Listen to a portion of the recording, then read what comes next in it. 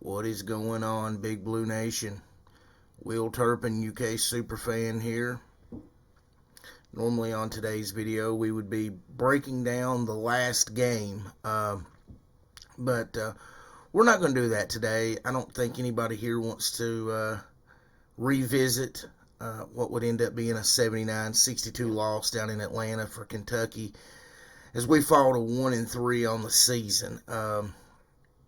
It's apparent that, this young team is definitely going through some struggles, and they're nowhere near where they need to be able to compete at the level that we're used to here as Kentucky fans.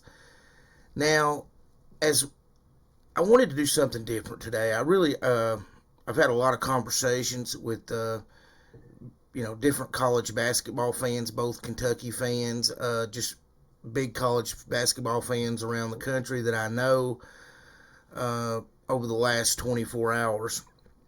And I kind of wanted to, I'm actually recording this in the late afternoon here on Monday, and I really wanted to hear a lot of different opinions and just kind of see what the talk was out there around the country, not only just of UK fans, but college basketball fans in general. And, part of what I sort of found myself reiterating over and over is obviously this Kentucky team has all brand new players that have never played a minute together. And the only returner we had obviously was Keon Brooks, who hadn't even played yet. So when I started making a little list of things and talking to basketball coaches even that I know that are having a difficult time themselves, both in AAU and high school level, and just started trying to get some ideas. And then I tapped into some information that I had with some assistant coaches in college basketball that I sort of had some access to hear their thoughts. And I just thought that we're in a really unique year, and then obviously here in Kentucky we've all dealt with the issues of the virus, and what it's been sort of a year to forget in some ways for a lot of us. And coming to UK, when we look at this basketball team, it's definitely affected our team as well. It's a year to forget and everything. I mean, when Kentucky starts 1-3 in basketball, it's we're not used to that. And when I started looking at things through the lens of the players last night, as I started making some notes for this particular video, and I started looking through the lens, like I said, from their viewpoint. And so normally Kentucky players, they come in during the summertime and they have a lot of former Kentucky players here, players that are playing overseas, whether it be Derek Willis, Dominic Hawkins type players, players playing in the D-League, the Dakari Johnsons and Archie Goodwins and players like that, and also a lot of pro players. John Wall has come here in the summer, Cousins, and all the players from all the past teams, Devin Booker, they've all come through here and worked at Coach Cal's camps, and then also worked on their game, helped them stay in condition. But what they were able to do a lot of times was prepare the incoming freshmen for what it was going to be like to play here at Kentucky with essentially, to me, the most scrutinized or probably in a situation where the microscope is always on you. You know what I mean? So, when you come to Kentucky to play basketball, you have to realize what you're signing up for. And a lot of times, not only were you getting to compete against really good players that was making you better, but there was also a mentorship with the players that were coming back. The players that had left the program, went on to the pros, or were playing professionally, and that aided Coach Cal quite a bit. That's a period of time during the year where the coaching staff isn't necessarily able to have time with the players. And there's nothing better than having a guy like Derek Willis, who's played 4 years here at Kentucky, that knows the system inside and out. Dominic Hawkins knows the system inside out, that can come in here and give young kids at least a little bit of a glimpse at what to expect. And that has always helped our team. But that did not happen due to COVID and the way the NBA season ended up finishing up. That was not happening. Then the next thing you can go to, now, like I said, before every point I make here, I'm going to reiterate, we have a completely brand new team, and none of these players had ever played a single minute together. And the only player that was returning that was in the rotation last year, Keon Brooks, out the first 4 games, hasn't played a minute. This basketball team, on top of not getting that summer action against the former Cats, they only got a handful of full contact practices before the season. So what ended up happening is over the last couple of months before the season, it was getting pushed back, and then the schedule was having to get, recreated. And then, there was a lot of moving pieces, and one of the pieces that just didn't get to happen until we got contract tracing, there was no full contact practices. So these guys weren't playing 5-on-5 even. They were out here basically doing drills, and that was it. And everybody was trying to stay apart from each other. So, that's not going to be a good scenario. And so then we say, not only do you not get, what every other team has gotten, that's ever come here to Kentucky, not only have you not gotten to experience that, playing against those former pros during the summer, the entire summer, and not only are you only going to get a handful of practices, but also, guys, you're not going to get any exhibition season. That's right. I'm talking to you, UK players here. You're going to get no exhibition season, and you don't have a single player that's ever played a minute together. So there you go. Oh, but we're not done yet. There's more. The fun's just beginning. Because at that point they didn't know that Keon Brooks was going to be out the first couple of weeks of the season. So there we go. The only guy that is used to playing in this system, that was a member of our rotation last year, Keon Brooks, not available.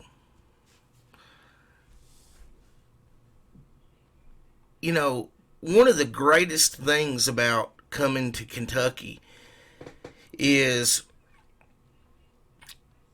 the experience, because this fan base follows the players probably closer than any other fan base in college athletics, maybe.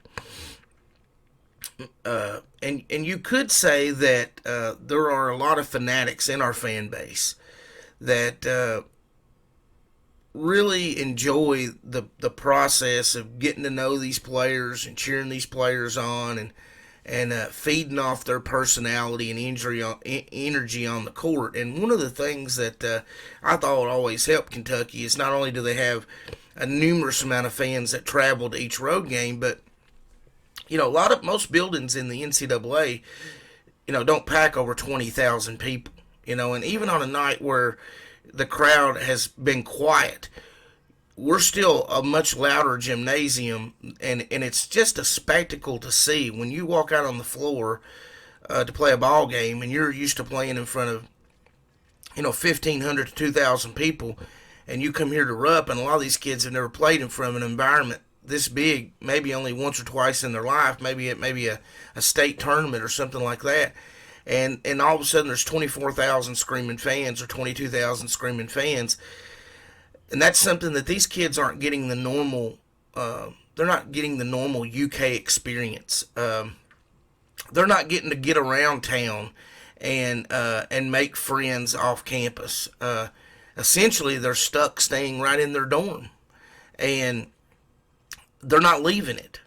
So think about this. These kids basically are staying in that dorm 24/7. They're going across the street literally to practice, going back to that dorm. The only time they leave is when they get on a bus to go somewhere to play a game the other night. When they left to go to, I'm sure it was great for them, even though it was a rough 7 hours down and 7 hours back on a bus. It probably was good just to get out of that building, because they've literally stayed in that building and not got to get out a ton at all. And so, as we pile on these kids and we talk negatively about them, we should keep in mind that they didn't come here with the intention to lose games. They did not come here, oh, well, let me just play 1 year and hopefully I get to the NBA and I don't care what the record is. That's Bush League. And if you think that, then in my opinion, I would have to disagree with you, because I think the information that I have on these kids, Cal doesn't recruit kids like that. He does recruit kids that have the mentality that they want to get to the NBA, but he doesn't recruit kids that don't want to try and don't want to win. He tells them all before they come here, I can't hide you. Know what you're signing up for. Kentucky's not for everybody.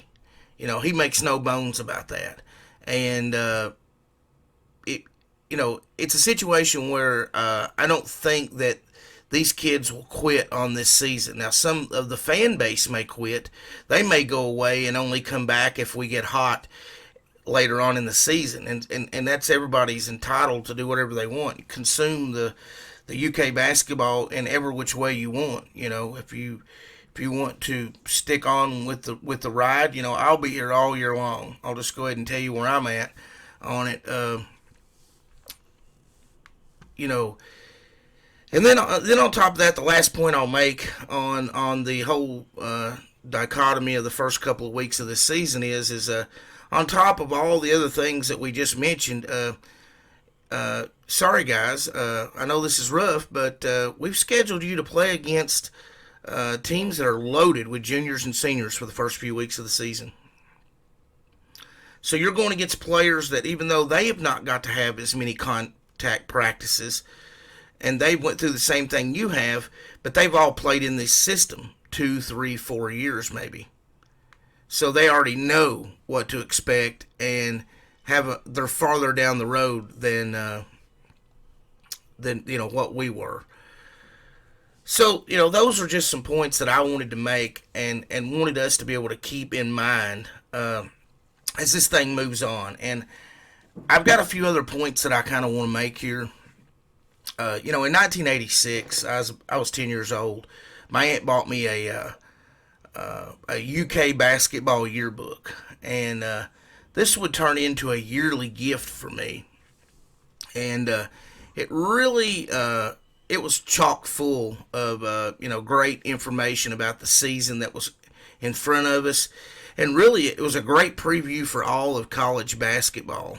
And so I just kind of wanted to give you an idea as far as a timeline goes of when I really, really, really became a big UK fan. I think started listening to the games on the radio at somewhere around the age of 6 or 7.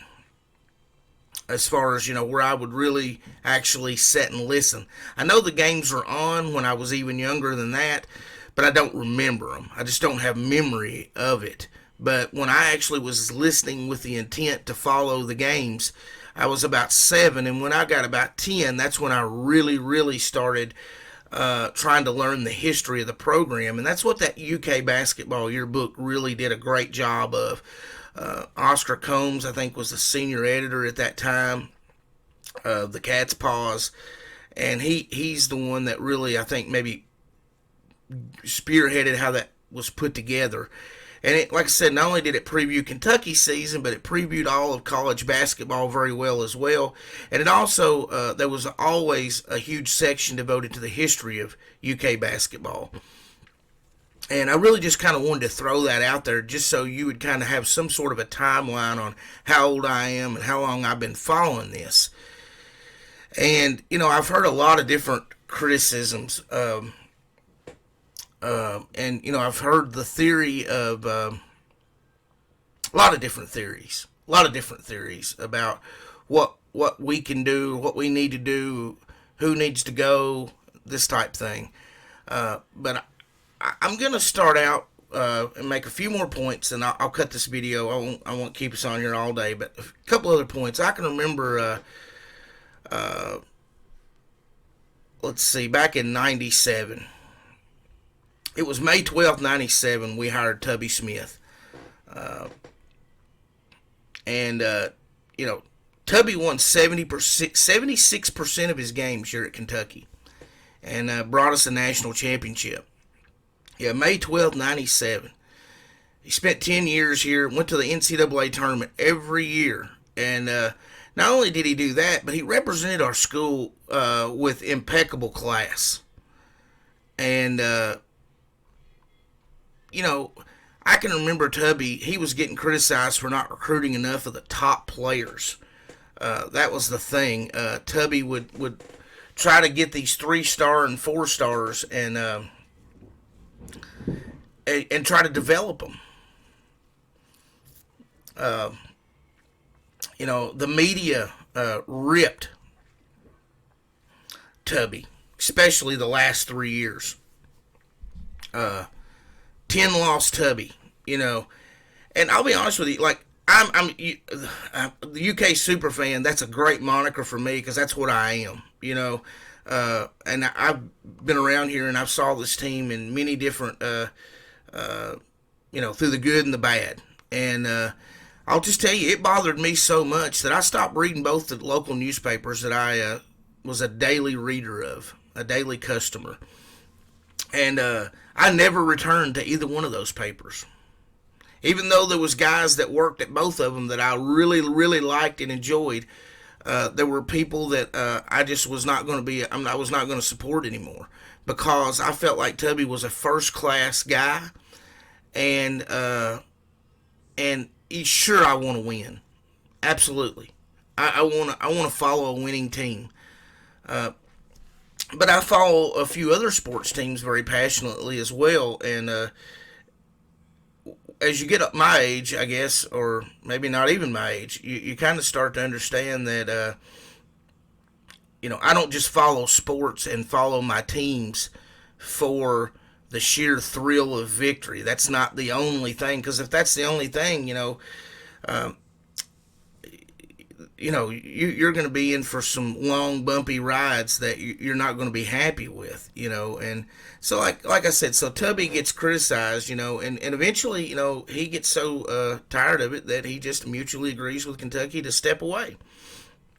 Be careful what you wish for, because we spent 2 years after Tubby left not making the NCAA tournament, and, over the last 24 hours, I've heard the word embarrassment thrown out there, and I don't really like that word, especially when you look at all the things that I listed when as this video started, and I talked about all the things that this Kentucky team didn't get, and that's a pretty harsh word to use. But everybody views everything through their own lenses, and through my lens, I view things differently, and I just don't, I don't personally care for calling a bunch of 18, 19-year-old kids an embarrassment. To me, being a UK fan, that's a word that I just would just as soon as not put in my vocabulary when I describe a team that I passionately love.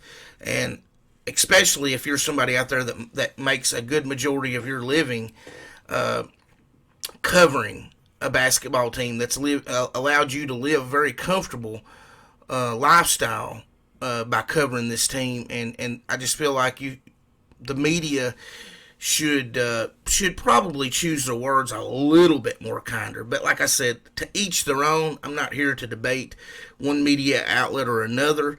As a matter of fact, that's far from the point that I'm actually trying to make. Is my lens on this is as a Kentucky fan, I'm here to support the team through the good and the bad. So if you choose to just basically want to stop watching the games and not follow the team the rest of the year, to each their own. And honestly, there's so many fans out there of Kentucky. I know that there's fans that aren't watching right now. So everybody consumes everything the way they want to. You know what I'm saying? But I'm just, as the UK super fan, if you're on this channel and listening, I'm going to be here all year breaking down these games, talking about the team, and I promise you, you're not going to hear the word embarrassment come out of my lips. That's one word you want. I'll be very critical. I don't have a problem at all about saying, I don't agree with Coach Cal. I don't think Coach Cal is a great in-game coach. I've said that many times, and people that know me personally know how I feel. I think Calipari is a great game-to-game coach. I think he can make adjustments after a game to get ready for another game, and I think he's very good at evaluating his talent and figuring it out, and he's proved that here at Kentucky. But another thing, we're not exempt from, for some reason or other, John Calipari's success is also his biggest downfall, because we feel like we're exempt from being able to have a losing season. Or we should be exempt. I think that would be the better word. Some of the fan base feels like that they should be exempt. In some ways, I think there's maybe a little bit of an entitlement, because Calipari and all of his great success here has led us to just believe that, we can just roll the ball out there and we're going to win 25 or 26 or 27 or 28 games. We can just roll the ball out there and we're going to be a top 10 team. Well, I'll go ahead and tell you, North Carolina Tar Heels is one of the greatest programs in the history of college basketball. And something nobody's talking about. They went 14-19 last year. They weren't even going to have a smell of the NIT. That's right, North Carolina Tar Heels. Probably having a really good season this year. Got a really good team and bounced back really good. Roy's got a great squad. Roy didn't hang his head. North Carolina didn't hang their head. They were a little frustrated during the season last year. I've got friends that are North Carolina fans. And I think that's the reason why a lot of them aren't saying anything and really mocking down on Kentucky, because they just went through a 14-19 season.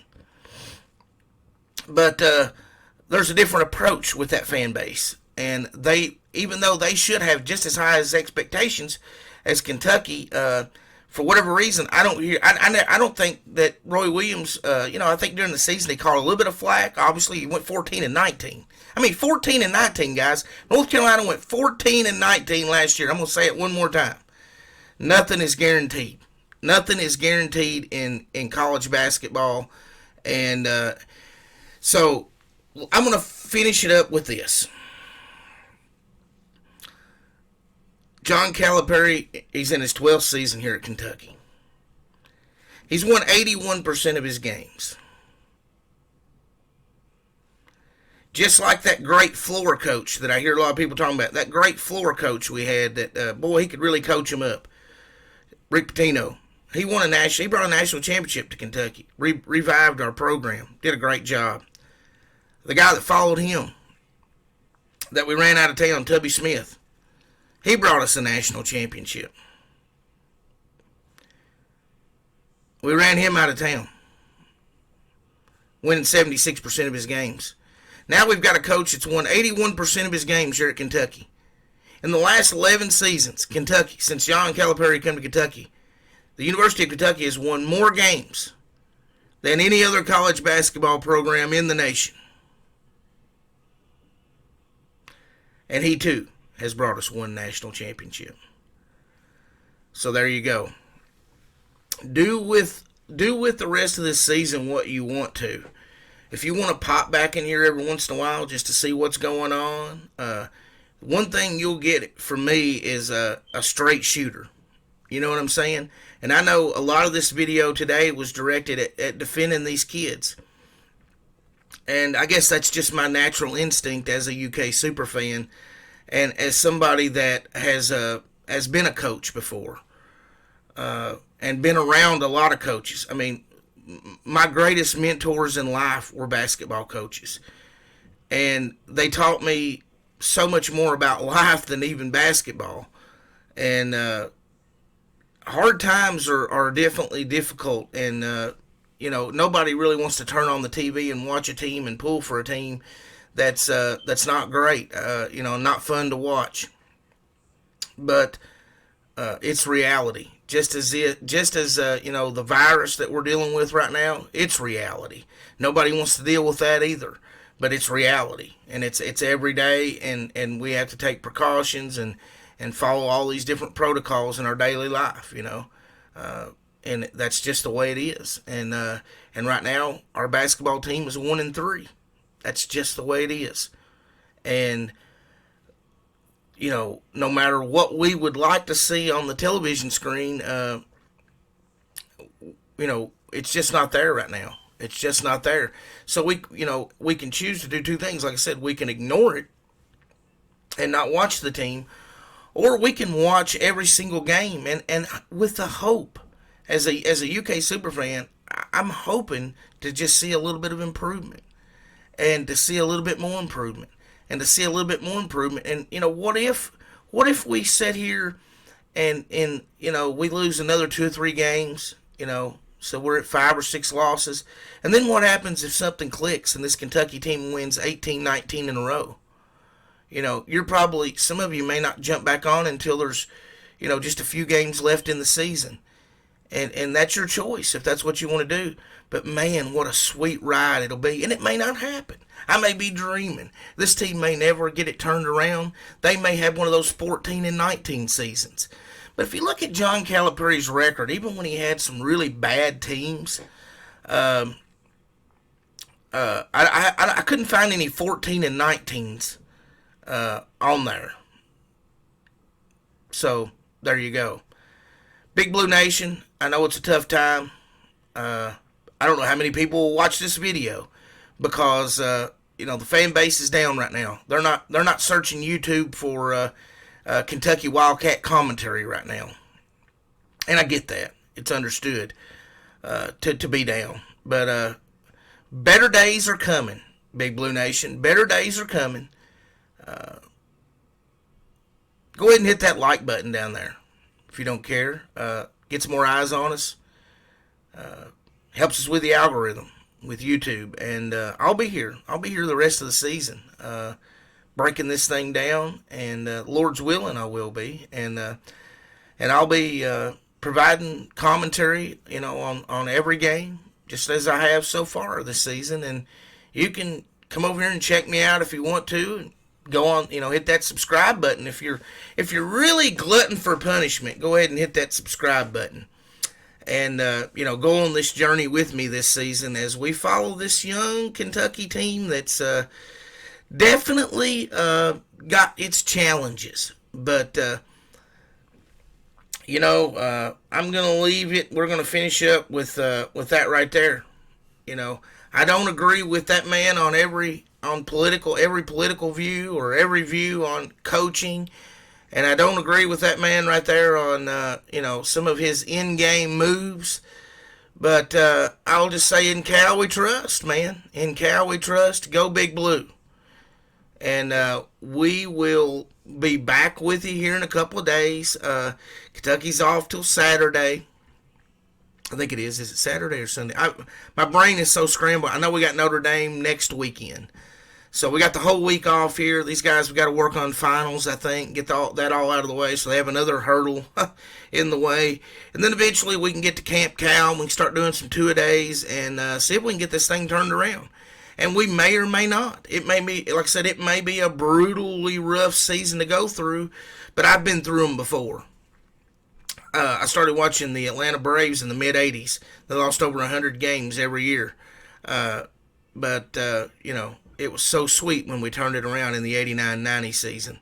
So, just like this Kentucky team right here, we've the last time we started 1-3, I think was it in the 2000-2001 season? I'm off the top of my head. I think that sounds about right.